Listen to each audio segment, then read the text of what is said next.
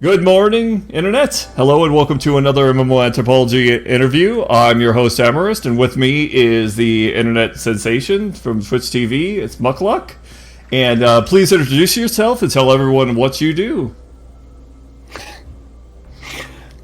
Hello, everyone. My name is Mukluk Douglas Bartholomew Reginald Esquire the Fourth, here with Sir Chauncey Van Snuffles the Third, Fight Shrub, and apparently Impact Sands, and I do games.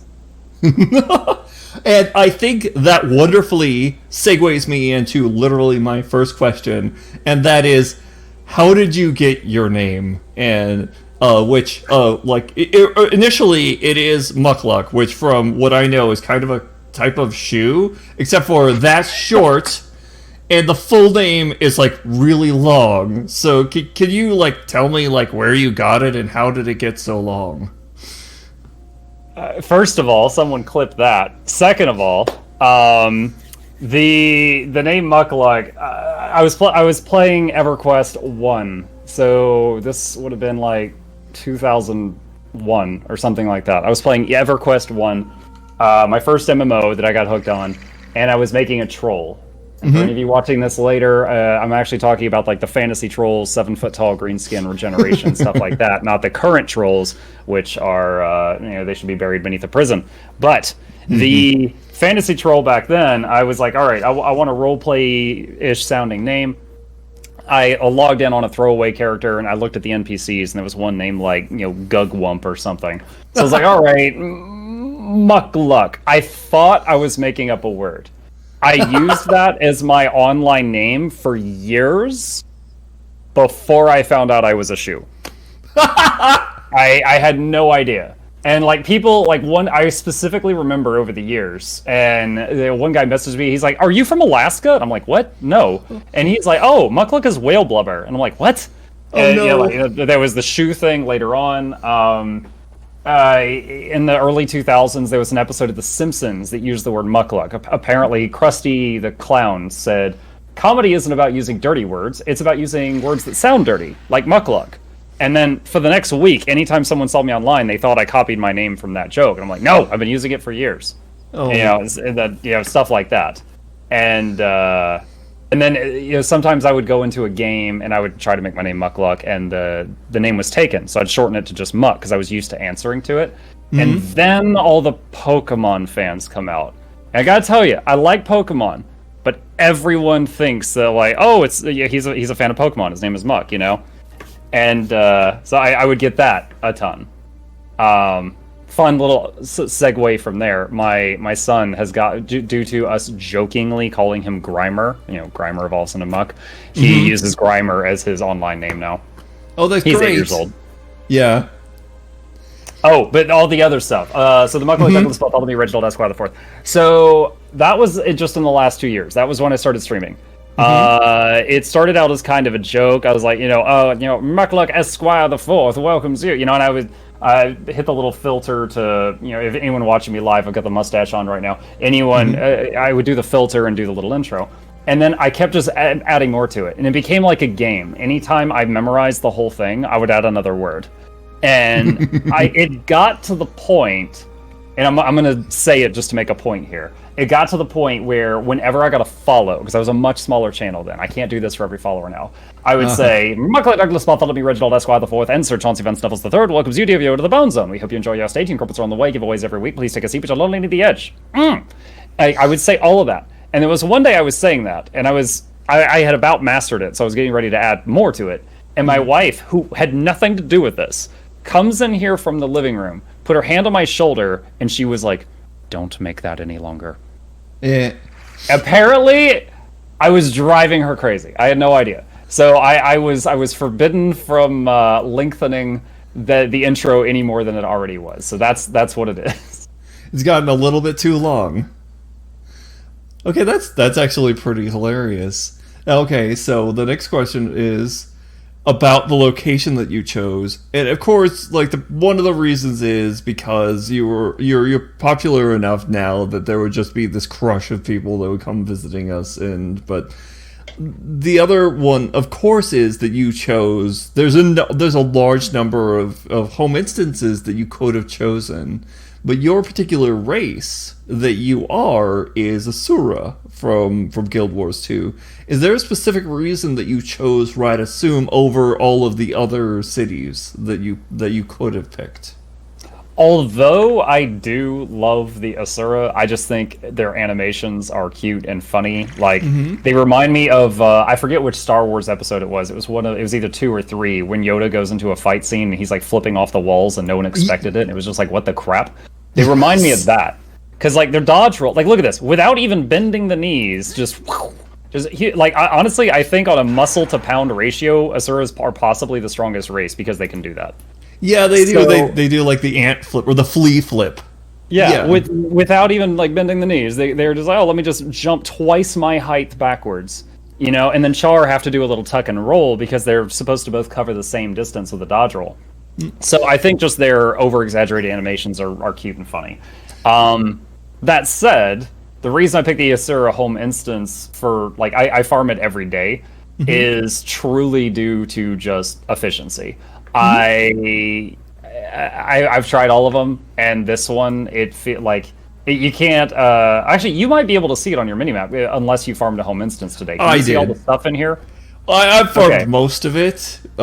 People could probably see the stuff that I haven't gotten because I don't have all the nodes, and you've got some of the ones that I don't. It's mostly in an oval. Like you literally run one lap and you don't miss anything. Whereas the Sylvari one, you have to go through a freaking hall of mirrors. The Char one is a third of the Black Citadel. Same with the human one. And what's the other race? Oh yeah, big humans. Their home instance is a giant hotel. So I just find this one to be the most efficient to get everything done. So it's my favorite one. Oh, also speaking of using like an Asura as kind of your primary avatar, I remember watching one of your live streams and you were mentioning the sort of like the wizard hat. Using that as one of your iconic fashion items. Like, how did that come up? So the wizard hat was the very first, maybe only item I've ever gotten from the gem store that didn't have like a function, where it was just Fashion Wars, right? Like I saw it on the store. At that time I maybe averaged 20 or 30 viewers. And I was like, oh my god, this is the first time I've ever felt the need to break open the wallet. That looks adorable on me. I want it. And I was ready to buy it. Was 200 gems. That's like $2 or something. I was ready to buy it instantly. And then someone in chats was like, dude, don't. And then they just said, check your mail, and they had mailed it to me. So I had it. I love the whole tiny munchkin with an oversized hat trope. You see it in like the old Final Fantasy games, which I honestly never played, but it's in Dungeon Defenders, and there's so many games. Short guy, huge oversized hat. Yeah, black mage. I think it's funny looking, and it was in all my earliest guides. And it got to the point where, 1, I was still happy with it, and 2, it was starting to make me recognizable. Like, people would see the short guy with the hat and then check to see if that's Muck. And so I was just like, why change it? It's I'm happy with the appearance, and it's becoming like an iconic thing. And at this point, I've got it's just a copy of the wizard hat icon, but it's one of my Twitch emotes, because... I had open in emote slots, and so I was like, put your hat in! And I'm like, alright, so now the hat is one of the emotes. So what are... Yeah, I know you have, like, the emotes with, like, the shiny eyes and the cowl. What... I've heard those mentioned, but what are those called? They're called emotes. Oh, I meant the figures. Oh, okay. So that, I guess, would be, like, my Twitch mascot, whatever. Because... I wasn't a Guild Wars 2 streamer originally. If I was, maybe the guy you see before you would have been the Twitch mascot. Right. But originally, I did Divinity Original Sin 2, then Divinity Original Sin 1, Pillars of Eternity. I essentially just RPGs. I tore through RPGs. And I went through this stuff, and although I was a big fan of MMOs, I rarely streamed them at that time period. And I was going through RPGs, and the thing that always catches my eye, whether I'm playing Guild Wars 2, World of Warcraft, Diablo, Path of Exile, Borderlands, any game, if there is a character that summons, be it animal companions, the undead with a necromancer, elementals with a conjurer, turrets with a machine guy, traps with a ranger, totems with a shaman. Like, they make friends, you know? That's my jam. So I kind of started. I was trying to think of a Twitch logo for myself, and I was like, all right, I'm always drawn to these pet classes, these summoners or supporters. What would be something indicative of that? And then I thought of the Puppet Master. Yep. And I don't know if you have it where your audience can see it, but I've got the logo of like the hooded figure holding the puppet sticks with the strings coming off of it. So that became my Twitch logo. And then, you know, way later on, I started unlocking emote slots. And so I got an artist to make like I think it's called chibi, you know, like the cute little version of a character. Yeah, okay. I got him to make me chibi versions of emotes for the popular stuff, you know, like Pog and Love and Smug and stuff like that. And they did a really good job. And so now I've got all of these emotes with this hooded little chibi derpy character doing all of those emotions. That's great. But originally it was supposed to be like a dark puppet master, but now he's just a dork. And that actually, that just leads straight into what I always ask next, and that is, like, what is your video game playing experience, and what other MMOs have you played? You already mentioned, like, having played EverQuest and coming, like, out of RPGs, so, like, what is, like, the breadth of your experience?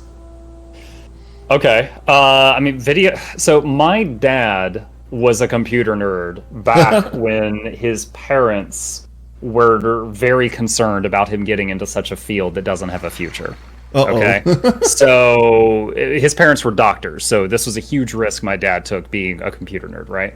So we had computers in the house for all my young life. So like when Warcraft 1 came out, he bought it and he played it and he was terrible at it. And then I was allowed to play it. I don't even know if I was 10 years old yet, but I was allowed to play it and derp around on there. So I remember every single Warcraft, every single Diablo, every single StarCraft game that ever came out, and I played them. So there was those. I got hooked onto EverQuest, played that for like 7 years, and at its time, you know, it was kind of the titan of MMOs. It took over, I think, RuneScape and Ultima Online in its time period. And then EverQuest 2 and WoW came out on the same day. Many people of the current generation wouldn't know about this because companies don't do this anymore. When, like, if Diablo 4 was going to come out tomorrow and Path of Exile 2 was scheduled to come out that day, one of them would postpone. Like, it's bad business decision to do that. So one of them would, like, maybe wait a few months for, like, the ebb to die down a little and then launch their game. EverQuest 2 and WoW launched on the exact same day. Like, pre-launch, they were each other's biggest competitor. There was a lot of drama about that. I went with EverQuest 2 because I came from EverQuest, but after like 3 months, they had no end game. I was the second conjurer to max level. I had done everything possible in the game, and I ran out of content. So, and of course, I just mean at that time, of course. So then I went to WoW, and then hooked on that for freaking 10 years. So yeah, I played WoW for a long time. And then somewhere in the middle, because, you know, you take breaks from stuff, somewhere in the middle, I played Rift for a little while when it came out. I actually really liked Rift, but almost no one I knew liked Rift enough to stay. So I was alone, so then I didn't stay because I was alone. But I did enjoy it.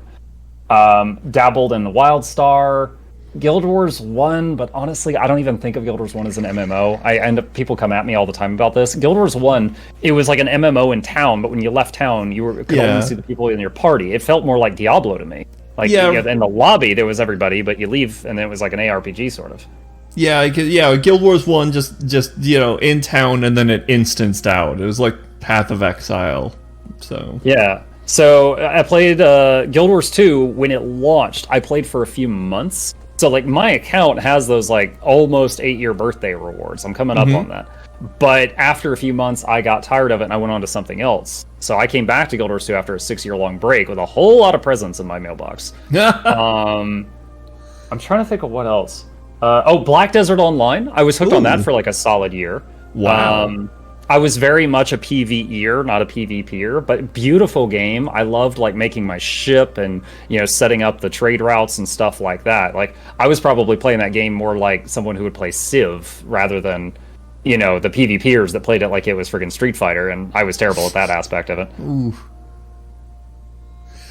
I'm trying to think if I covered all of them. That's probably enough, though. It's been a lot. Yeah, you have a really, really broad breadth, and you say you've been playing Guild Wars 2 for pretty much since launch, just on and off, and then with a 6-year break. Like I said, I played it to max level, got bored. 6 years later, which was about 2 years ago, I came back as a streamer and then got hooked on it all over again. Okay, so now what do you do in a normal day in Guild Wars 2 now that you're streaming in? I mean, it changed. So it was only a few months ago I became a full-time content creator. Okay. So then I got a lot more time to devote to this. But in a given day, there's like a daily routine that my whole chat knows that I do. I will farm my home instance. I'll take 4 people from chat, the first 4 who do a /join command on me.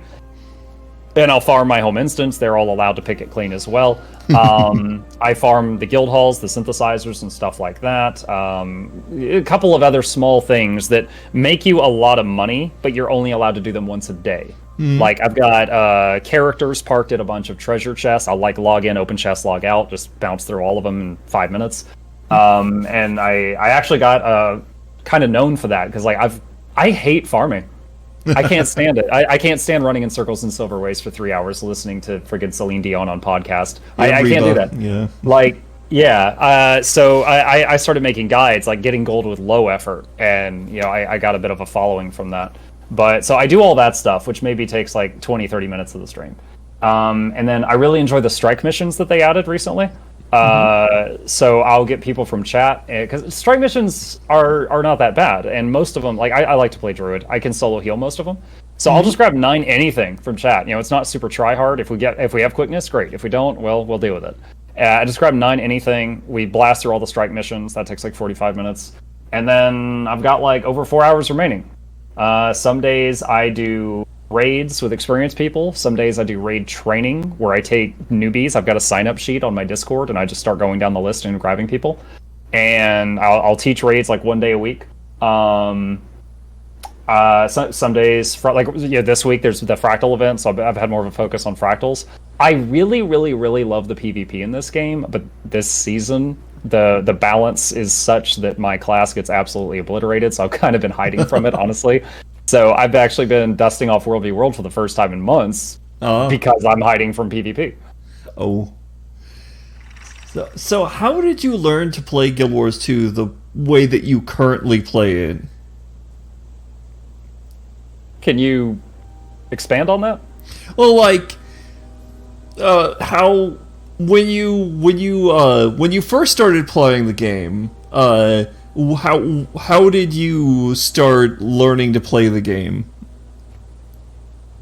I suppose trial and error. I mean, even when I tried Guild Wars 2 the very first time, I was coming from 7 years of EverQuest. So compared to EverQuest, this is a much smoother game.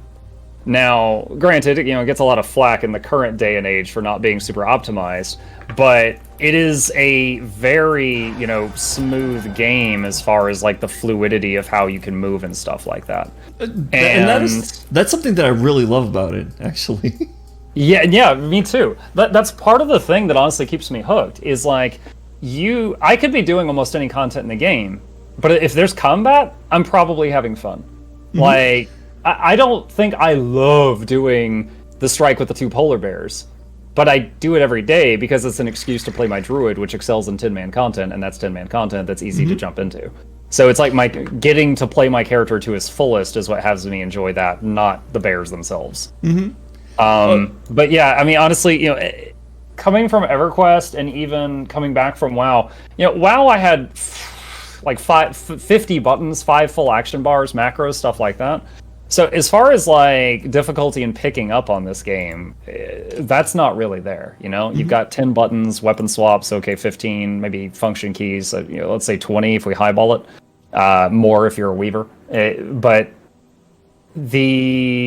as far as how did I learn? I guess trial and error. Like, I've looked up guides for this game just like many other people, but usually when I look up guides, it's usually when I'm stuck on a mission or a mob is bugged or something like that, not because I, don't know how to play the character as a whole. Right. I guess. Well, so the reason why that felt a little bit awkward is because normally at this point in the interview, I'm asking the person about what sort of resources that they consult and how much of the game they feel that they've experienced. But realistically, you're one of the people who has a tendency to create a lot of the guides that help the people. And so I'm interested both in how, how you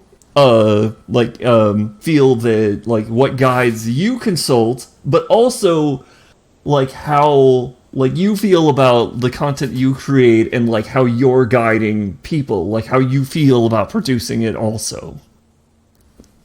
Okay, yeah, I can answer that. This is a big one though. Yes, it's huge. Yeah, go ahead. All right. Okay, so first, let's touch on like what content do I consult? Okay. Yes. Yeah. I will say that every single time I've gotten stuck in Heart of Thorns anything, like if I was working on a legendary or Herda or map completion or something, and I just Googled like where is this freaking thing? Dolphy, of course. Yes. Or Iron Maiden. I feel like Iron Maiden's YouTube has almost a monopoly on Heart of Thorns guides. Like, she made a guide for freaking every step of every mission and every heart of every quest and everything back when Hot was live.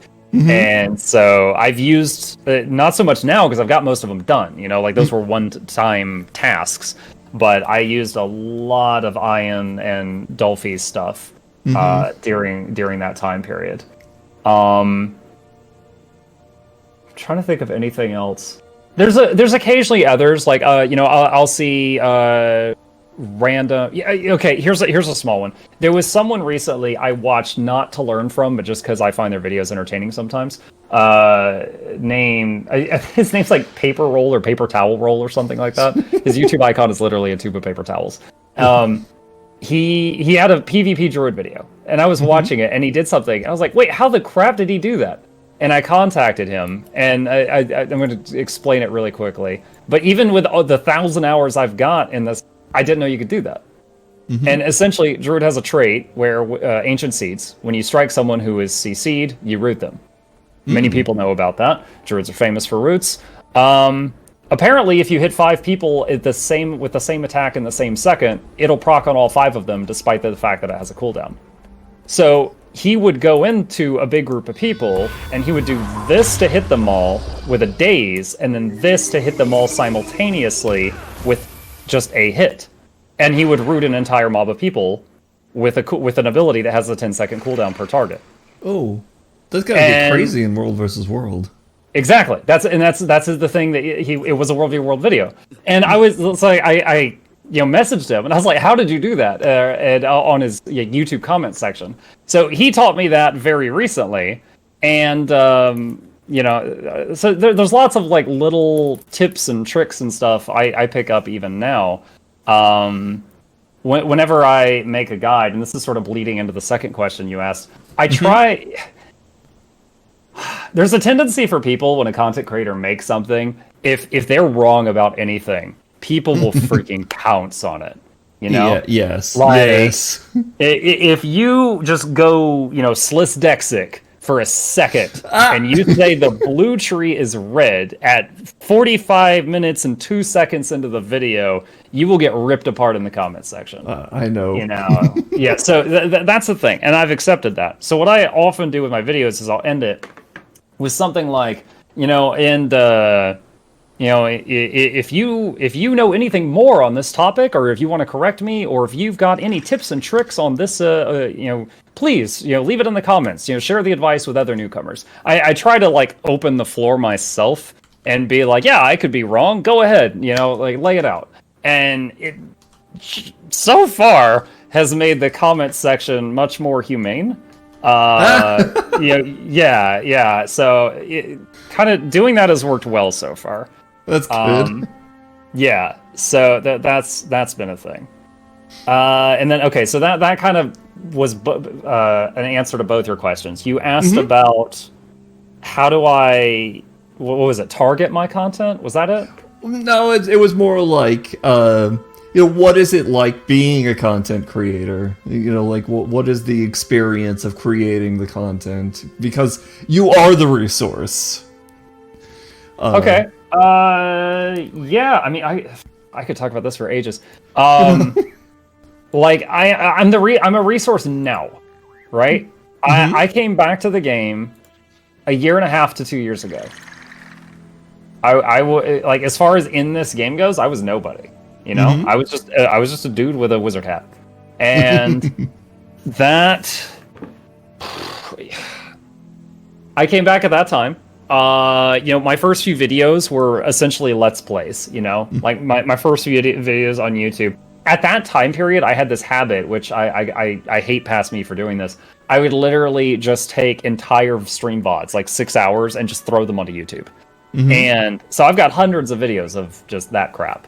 And I leave them there because, sometimes people will go back and watch them, but I don't do that anymore. And for me, at that time, YouTube was a means to an end. I was only using it to try to get more people to come watch my Twitch. Right. It wasn't until like much later on that I started actually enjoying myself on YouTube and building a community there that wasn't just a means to an end. So I started putting in more effort. I actually taught myself video editing and stuff like that. So the first guide I made was called the 6-Stun Trap Beast. And honestly, it's like when a kid goes back and looks at their first art project. I freaking hate that thing when I go back and look at it. But the 6-Stun Trap Beast was just a PvP build I used. And it got me to Platinum, I think, which was my very first time. Like, I peaked into Platinum 1 and then got shoved back out. But it was my first time getting there, and I was very proud of it. And I had this build that had 6 stuns in it. And it had traps, and it was ridiculous. And no one else was playing that way, Like, 99% of the time, you see a ranger, they got a longbow and a great sword, and they're going to cast Sick'em, and they're going to shoot you for 100,000 damage, and that's it. That's all they got. They're bottle rockets, they do that, and then that's it. I like running around and, making traps and explosives and stuff like that. And I was like, in my mind, there's two types of people. There's people that'll hog that information to try to abuse it as long as possible. And then there was me, who I was like, I'll share the information. I want the fame. So I made my first guide for it. And it did pretty well. It got a couple thousand views, which for the me of that time was insane. Most of my videos were like double digits. And so then that was kind of like I got the bug. So I started making more guides. It was soon after that I got affiliated by ArenaNet, and that's when I got a referral link. So anytime I convince someone to try the game, it actually tangibly helps me out. I can't say how much because they made me sign a non-disclosure agreement, but it helps me out. But that's when I made the Why Play Guild Wars 2 explaining the appeal video. I think I'm tooting my own horn here. If I understand something and I like it, I think I'm really good at explaining what's good about it to other people. Such is the case with that video. And that video took off. Like, my YouTube channel wasn't even monetized. For anyone who's listening to this who doesn't know, if a YouTube channel has less than 1,000 subscribers, they've never made a penny. They don't make anything. And I was not monetized at that time period. And I've been on YouTube over a year. So that video currently has over 250,000 views. Still the biggest thing on my channel, and I posted it last November. And of course, many of those 250,000 people downloaded the game. So I don't know the exact number. I would love to know the exact number. I don't know it. I would love to be like, yeah, I brought this many people into the game, but I have no freaking idea. But I'm sure it's a lot. I'm sure it's hundreds, if not thousands of people have at least tried the game for a few minutes because of that video, judging by how well it's doing. So that got me monetized on YouTube. I started, not much, but you start getting pennies from YouTube each month and stuff like that. And then I was like, okay, people who do this are going to need a guide on how to play the freaking game. Because let's face it, I don't know if you remember your first time playing the game, the tutorial is lackluster. It just kind of hurls you into the world. It's like, have fun, good luck, don't die. And so I made another guide, and it was called A Stronger Start. And honestly, the first half of the video, I was just making fun of all the classes. Ooh. Like I think that's why it did so well. Like I called warriors jocks, and I just showed like a picture of the Incredible Hulk. I said engineers can turn into Green Lantern, referring to Hollowsmiths. When I talked about daredevils, I showed Marvel's Daredevil just beating up some guy with a stick. Like I just went through every class and just tore them apart, and people loved it. And then I went on to, I had a character, I did the whole newbie zone, and like on Mach 2 fast forward, and everything, like the first heart, the first vista, everything I covered. And that video did really well.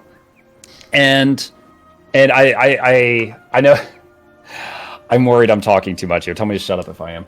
Oh no, you're the guest. You should be talking. Okay. So at that point, I think it was around this time, I realized that guides that I made that could apply to all 9 classes did a whole lot better than guides that could apply to one class.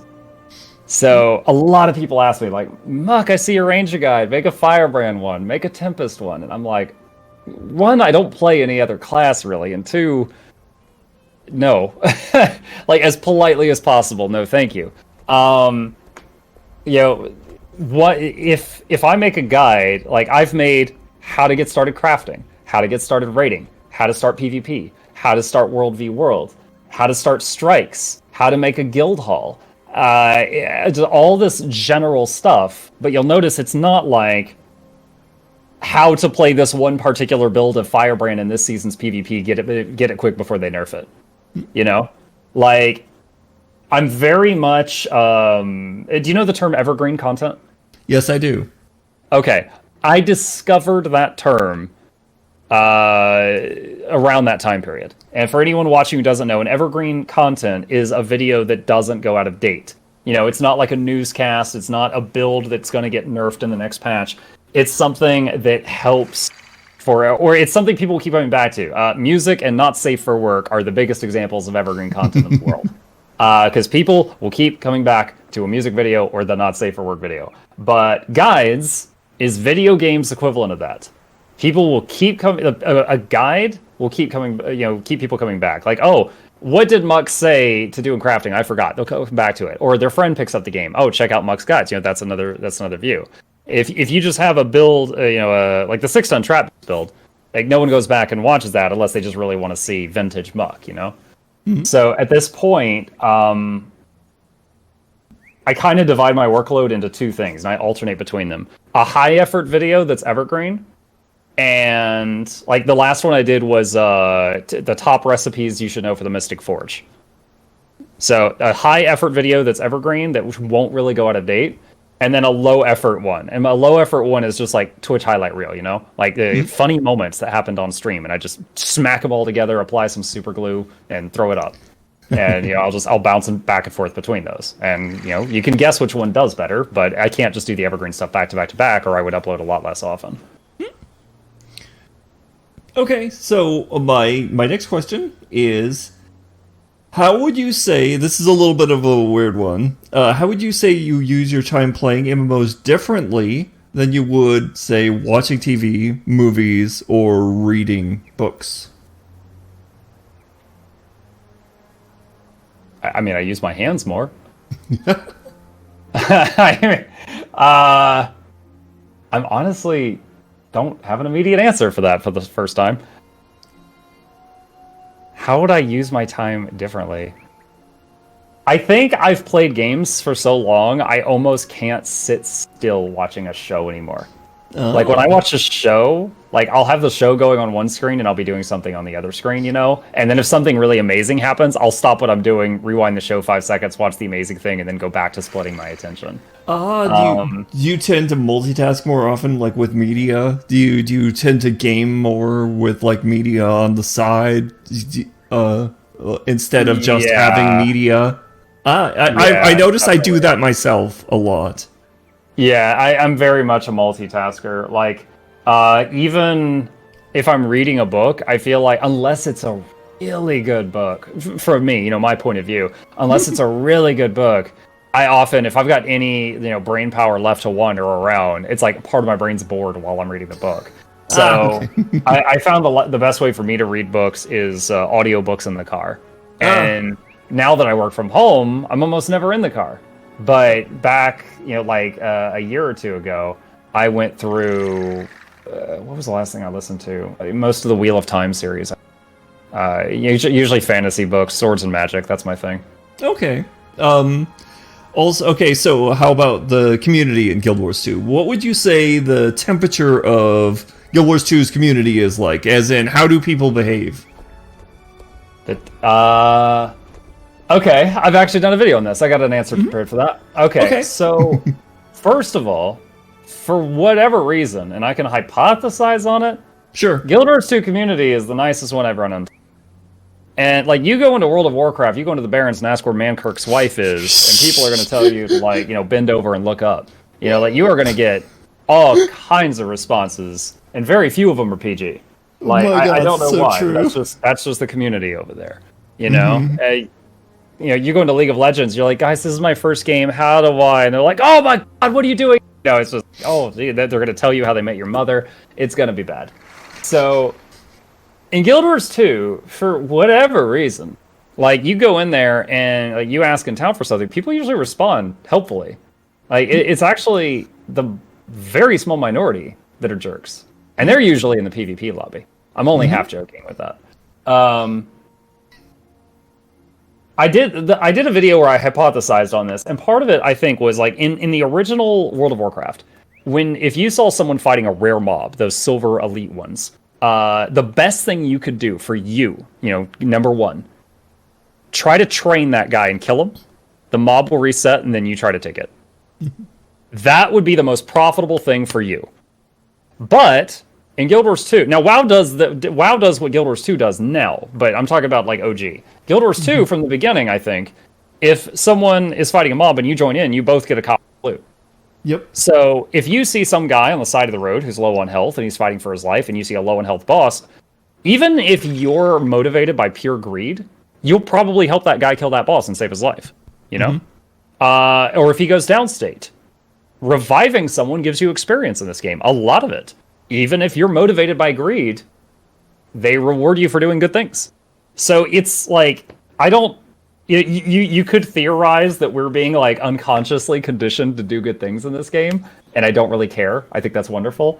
But if it's not that, I don't know what it is. Those are some hypotheses I've come up with in the past. But the community is very, very nice. Most of the people I've met and talked to in this game, even before I was anybody in this game, seem like people nice enough that I'd be like, oh yeah, let's go out to dinner sometime, one phrase I've said on here many times is like, 98% of the people I've met are nice enough. I'd probably be fine going out to dinner with them. The last 2% were in PvP. And that is not to say that all the people in PvP are bad. It's just to say that all the bad people I met were in PvP. Okay. So the next one is... That's a date. Do you have a guild or community in Guild Wars 2? Which I think is an easy one. There's the Bone Zone. And do you talk to them outside of Guild Wars 2? Outside of the context of Guild Wars... outside of Guild Wars 2? Yeah. So, first off, I wanted the experience of making a guild. So I made a guild. My son, he was then, I think, 7 years old. Okay, super short story time, but I feel like I need to explain this or I sound like a perv. No, go ahead. My son was sitting in my lap. We were playing Subnautica, okay? And in Subnautica, the levels are called, like, the Arctic Zone, the Tropical Zone, and stuff like that. We're going through this cave in our putt-putt little submarine. There's this huge Leviathan skeleton. Like, we're swimming between the ribs. It's so massive. And he's like, Daddy, I bet this area is called the Bone Zone. And of course, chat, being very mature, we all laughed like crazy. And henceforth, the community was the Bone Zone. That's what started. Okay? So, and he's 8 years old now, almost 2 years later. He's so proud of it, still does not know what he's done. Right. So that's what named it. That's what named the Bone Zone. That's great. So, that said, we made a guild. We called it the Bone Zone. I got to experience making a guild, yada, yada, yada. And then, once upon a time, I made a video called Useful Resources for Guild Wars 2. And it talked about things like Snow Crows, Meta Battle, Descretize.eu, my own video guide, in case that was the first video of mine they had ever found. I just talked about useful resources, how to get around the game. And one of the things I said was, I talked about the buffs you get as part of being in a guild and the synthesizers and how great they are. And I said, if you want access to these, even if it's just to mooch off of me, I don't care. Send me a whisper. I had no idea what a Pandora's box I was opening, because it was soon after that I kind of got more popular in the community, and then a lot of people went back and watched my old videos. And I was just like, right this second, I've got 6 new mails since yesterday for guild invites. And I have to clear out my mailbox a few times a day because the stupid mail limit. But yeah, so I don't like telling people I can't help them. So I was like, okay, I made another guild, because each guild has a 500 person limit. And then another one. And then I said no more. So I currently have 3 500-man guilds, 1,500 people in game. And anytime someone's been idle for a month, like they haven't logged in a month, we'll boot one of them out, and then we'll get someone else in that's active, because I'm constantly getting bombarded with requests. We've diversified the workload. I've got some officers in each one that help handle the the upgrades and stuff like that, because I can no longer do it all. But yeah, so that's that. Now, I tell all of them, there's 3 guilds, but it's one big community. Use the Discord to talk to each other. So because of that, we've got the Discord with a massive group of people on there, and that's how they all interact. Like, hey, want to do fractals? Hey, who wants to queue up for a raid? Blah, blah, blah, blah, blah, blah. So, the Discord's used almost as often as guild chat is. So that kind of segues into your other question about, do we talk much outside of Guild Wars? There's a lot of talking on the Discord. And of course, it bleeds into other channels. Like they might go to the Discord for Guild Wars 2 and then be like, oh, hey, look, there's this other game channel, or memes, or general discussion, whatever. So it does kind of get everybody over there. Awesome. So, my final question is, what is your favorite memory or experience from playing MMOs? There's so many. I mean, just EverQuest and WoW was 17 years. Oh, yeah. There's so many. All right. One that comes to mind. So I got a couple of server firsts in World of Warcraft. Not like world first, but server first. At our nerd peak, I was leading a group that was like top 50 in the United States before we fell back down. That was like our absolute pinnacle. The Lich King fight. So we were doing the Lich King, and we were trying to do the 10-man heroic difficulty. No one on our server had done that. I was one of the tanks. And you're supposed to do the fight. Like the what was considered the proper way to do the fight was 2 tanks, 3 healers, 5 damage dealers. We couldn't freaking get it. So we end up like the next day, we had most of the people to try, but we were missing the other tank. And someone was like, what if we did this and this to make up for the fact that we didn't, but what if we used this mechanic to make up for the fact that we don't have another tank for the tank swap? And I was like, I'd love to try. So we went into it and we're like, okay, we don't have enough damage. And one of the healers is like, what if I swap to DPS? So we were going from 2 tanks, 3 heals, down to 1 tank, 2 heal, 7 damage dealers.